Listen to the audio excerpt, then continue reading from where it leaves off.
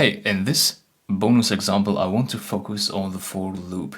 I want to make sure you understand what the for loop does, because a for loop is something that you'll use over and over again when you create applications.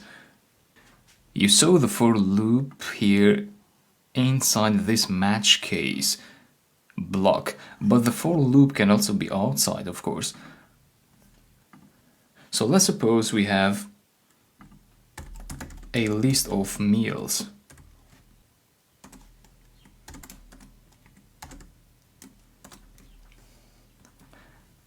Let's say we have pasta, pizza and salad.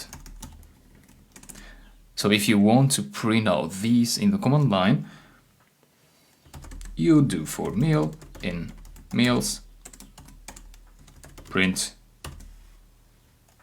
meal.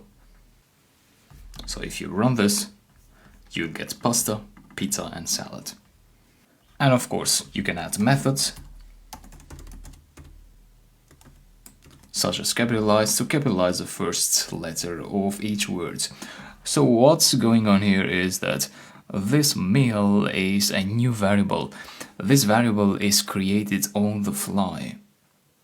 So in each iteration on the backstage, what's happening is something like meal is equal to pasta. That's what happens in the first iteration. And so pasta that's capitalized is printed out by the print function. Then in the next iteration, the variable is declared again implicitly. We don't see it, but the variable again is pizza this time. Pizza is capitalized and is printed out. And that's how it works.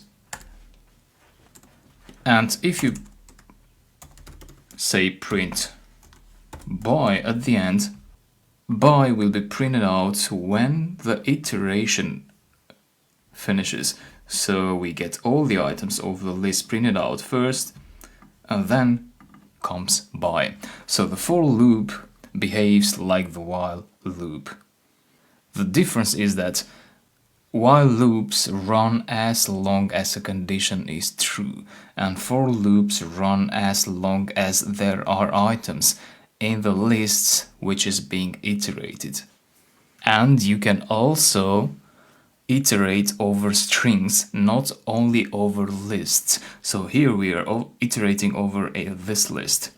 Now, if you change meals to a string, let's say like that, and run, this is what you're gonna get. M-E-A-L-C,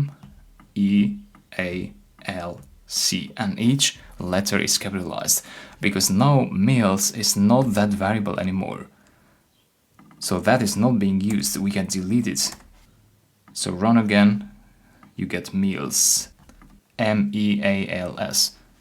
So lists and strings have this similarity. They are treated as sequences of objects. So the list in our case had 3 objects, which was pasta, pizza and salad. Our string in this case has 1, 2, 3, 4, 5 objects, which are strings. So each of them is a character, and you can iterate over strings. Of course, in this case, you would want to change this variable to a more meaningful name, maybe char, which means character, or whatever you like. So now it makes more sense. I hope this gave you some more clarity on the for loop. Thank you for following.